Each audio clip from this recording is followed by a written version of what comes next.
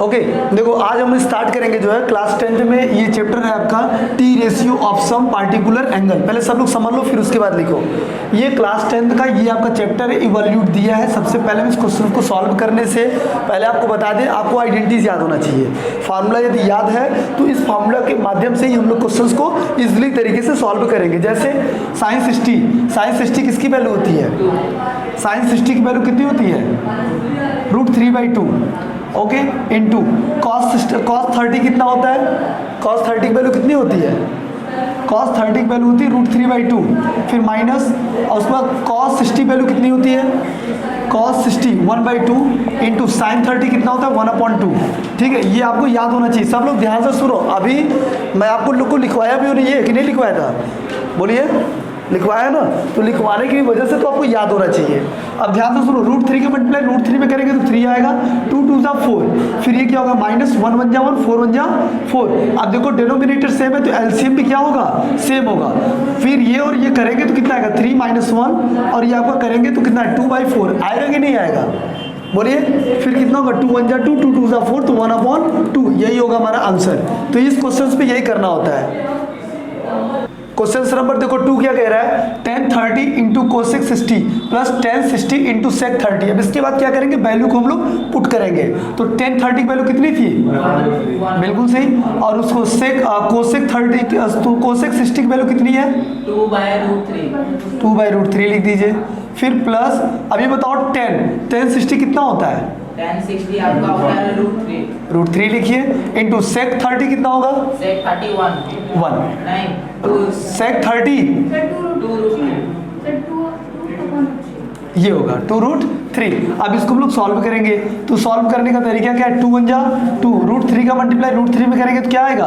3 फिर प्लस अब ये और ये क्या हो गया? कट गया तो ये 2 ऐसे लिख सकता हूँ क्या? उसके बाद क्या बचेगा? 2/3 प्लस 2 कितना होगा? 2 3 जा 6 3 2 जा 6 और 2 कितना होगा? 8/3। अब इसको ब्रेक करो तो 2 होल 2 3 जा 6 और 2 8। यही आपका क्या होगा? आंसर। देखो क्वेश्चन नंबर 3 क्या लिखा है? 3 को ध्यान दीजिए। ये लिखा है sine square 30 into cos square 45 plus 4 tan square 30 plus 1/2 sine square 90 degree plus 1/8 cot square 90। अब इसको हम लोग क्या करेंगे? जिसको वैल्यू नहीं याद रहेगा वो नहीं कर पाएगा एग्जाम में, सबसे बड़ी बात। अब इसको सॉल्व करो तो बेटा ये बताओ साइन 30 कितना होता है? 1/2 का स्क्वायर। कॉस 45 कितना होगा? 1/√3 का 1/√2 का स्क्वायर। होगा कि नहीं होगा? बोलिए। फिर उसमें प्लस 4 tan 30 कितना होगा? tan 30 1/√3 का स्क्वायर और प्लस हो जाएगा आपका 1/2 साइन 90 की वैल्यू कितनी होती है? 1 का स्क्वायर प्लस 1/8। अब बताओ यहाँ इंपॉर्टेंट है। अब बताओ cot 90 की वैल्यू क्या होती है? cot 90 की वैल्यू 0 इन्फिनिटी।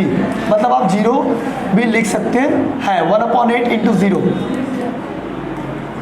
ठीक है, किसी को कोई डाउट है इस पे? मैंने क्या किया? cot 90 ये अच्छे से देख लो, सही है ना? cot 90 की वैल्यू क्या थी? 0 थी। आप इस जगह पे वैल्यू को लिख दो। अब उसके बाद देखो क्या होगा? अब इसको सॉल्व करो 1/2 2 जा 4 और ये हो जाएगा 1/2। ठीक है, उसके बाद देखो प्लस 4 इंटू 1/3 प्लस 1/2 प्लस अब सब मल्टीप्लाई करूंगा तो क्या आएगा भाई? लास्ट में 0। इसका काम खत्म। ओके, अब हम लोग इसको लेके चलेंगे तो कितना हो जाएगा? 1/4 2 जा 8 और प्लस 4 1 जा 4/3 प्लस 1/2 ये आ गया ना? अब इधर ध्यान दो 8 3 2 का एलसीएम क्या होगा? 24। ठीक है, क्यों हम लोग 24 ले लें? 24 ले भी लेते हैं, ये मैंने ले लिया। तो 8 3 जा 24 तो 3 1 जा 3 और 3 8 जा 8 4 जा 32 2 12 बार जाएगा 12। अब इसको जोड़ दो तो कितना हो जाएगा? 35 प्लस 12/24। इसको जोड़ो कितना आएगा? 7 और 3 और 1 4/24। कहीं गलत हो रहा है, सही देख लो आप लोग। 1/2 इसका हो गया 1/4, ये हो गया 2। वैल्यू चेक करो सब लोग तो 4 ये 3 और ये आपको बचा 1। यही गड़बड़ है, वैल्यू सही देखो आप लोग। tan 90 पहले कितना था ये बताओ? 0 है। अच्छा फिर उसके बाद देखो ये हो गया 118 और ये हो गया 4 प्लस 1, उधर सॉल्व होगा तो 0 आएगा, 0 × 0 कहाँ, ठीक है। उसके बाद इसका एलसीएम मैंने दे दी 24 लिया तो 8 3 जा तो 3 1 जा 3 8 जा 8 4 जा 32 और प्लस और 12 का इसमें डिवाइड करूँगा, 2 का डिवाइड करूँगा तो 12 बच जाएगा, 12 1 जा 12। अब इसको जोड़ दो, ये और ये जोड़ूंगा 35 और ये प्लस 12, 5 2 7 और 3 और 1 4, ये आंसर आएगा, ठीक है। उसके बाद देखो क्वेश्चन नंबर, ये इसका आंसर लिख लो।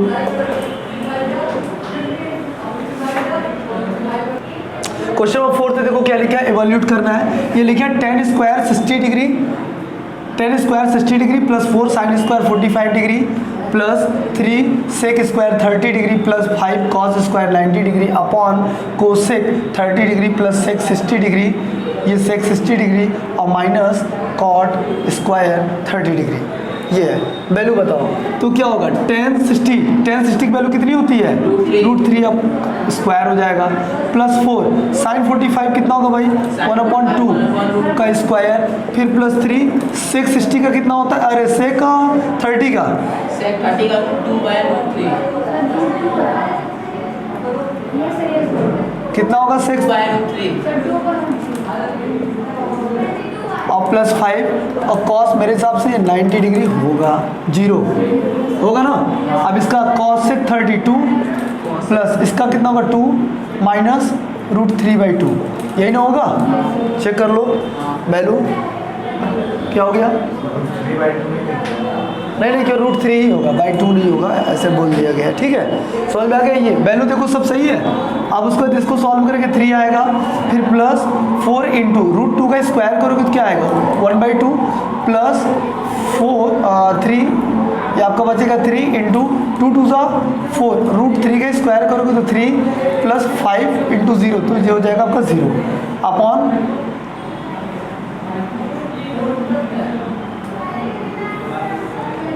ये आपका क्या बचेगा, अपॉन कितना हो जाएगा 2 2 4 और ये आपका बचेगा 3, क्यों किसी कोई दिक्कत। उसके बाद बताओ क्या होगा, ये 2 1 जा 2 2 2 जा 4 तो ये आपको हो जाएगा 3 प्लस 2 और ये कट गया प्लस 4 अपॉन 1। उसके बाद कितना बचेगा, ये 3 2 5 और 4 9 आपका आंसर होगा। अब ध्यान से सुनो, ये क्वेश्चन नंबर 5 क्या लिखा है, tan 60 degree minus tan 30 degree upon 1 plus tan 60 degree into tan 30 degree is equal to tan 30 लेके आना है। ये आपको सो दैट करना है, ये वैल्यू नहीं है, ये सो दैट है, मतलब ये लेके चलना है और ये लेके आना है। बताओ tan 60 की वैल्यू कितनी होती है, tan 60 की वैल्यू कितना था √3 माइनस tan 30 की वैल्यू कितनी थी, जी हाँ, और 1 प्लस अब इसका बताओ tan 60 √3 हो गया और tan 30 कितना था, इधर ध्यान दो सब लोग। अच्छा ये बताओ इधर ध्यान दो, ये और ये कट गया क्या, बोलिए तो बचा क्या भाई √3 माइनस 1/√3 अपॉन 1 प्लस 1, जब ये कट जाए तो 1 बचेगा ना, मैंने लिख दिया। उसके बाद इसके नीचे 1 लिख सकते हैं, इन दोनों का एलसीएम लो, क्या आएगा √3 आएगा क्या, तो √3 इंटू √3, क्योंकि देखो जब डिवाइड करेंगे 1 का इसमें √3 में तो √3 बढ़ जाएगा, तो √3 मल्टीप्लाई √3 में करूँगा ये आएगा -1 अपॉन और ये क्या था 2, लिख सकते हैं क्या, बोलिए √3 के मल्टीप्लाई √3 में करो तो क्या आएगा 3 -1 अपॉन, अब ये नीचे आ जाएगा तो 2√3, तो उसके बाद क्या बचेगा आपका, इसको सॉल्व करो 2 अपॉन 2√3, ये 2 से 2 क्या हो गया कट गया 1/√3, ये आ गया क्या, ये आपका LHS था, क्या था LHS। अब हमको RHS लेके आना था, तो अब ध्यान से सुनो को tan 30, तो बेटा tan 30 की वैल्यू कितनी होती है भाई 1/√3, तो इसका मतलब ये बराबर ये क्या होगा equal, so LHS is equal to RHS।